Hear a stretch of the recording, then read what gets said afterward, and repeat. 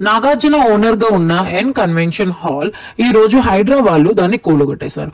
అసలు ఏం జరిగింది అంటే ఈ ఎన్ కన్వెన్షన్ హాల్ పక్కనే ఉన్న లేక్ ని ఎంక్రోచ్మెంట్ చేసింది అని, ఆ లేక్ ప్లేస్ ని కబ్జా చేసి ఎన్ కన్వెన్షన్ హాల్ ని కట్టారని హైదరాబాద్ దీన్ని కూలగొట్టేశారు. సో దీనికి నాగార్జున ట్విట్టర్ లో ఒక పోస్ట్ అయితే చేశారు. స్టే ఆర్డర్లు మరియు కోర్టు కేసులకు విరుద్ధంగా ఎన్ కన్వెన్షన్ కు సంబంధించి కూల్చివేతలు చేపట్టడం బాధాకరం. మా ప్రతిష్టను కాపాడటం కోసం, కొన్ని వాస్తవాలను తెలియజేయడం కోసం మరియు చట్టాన్ని ఉల్లంఘించేలా మేము ఎటువంటి చర్యలు చేపట్టలేదని తెలుపుటకు కొరకు ఈ ప్రకటనను జారీ చేయడం సరైనదని నేను భావించాను. ఆ భూమి పట్టా భూమి, ఒక అంగుళం ట్యాంక్ ప్లాంట్ కూడా ఆక్రమణకు గురికాలేదు. ప్రైవేట్ స్థలంలో నిర్మించిన భూమది.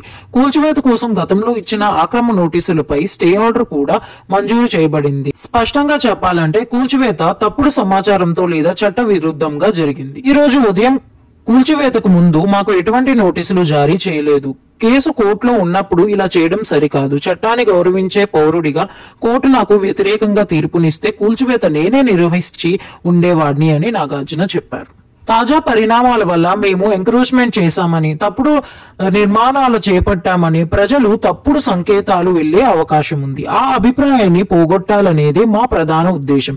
అధికారులు చేసిన ఈ చట్ట విరుద్ధ చర్యలకు వ్యతిరేకంగా మేము న్యాయస్థానాన్ని ఆశ్రయిస్తాం. అక్కడ మాకు న్యాయం జరుగుతుందని ఆశిస్తున్నాను అని నాగార్జున గారు ఎంతో బాధతో ఈ ట్వీట్ అయితే చేశారు.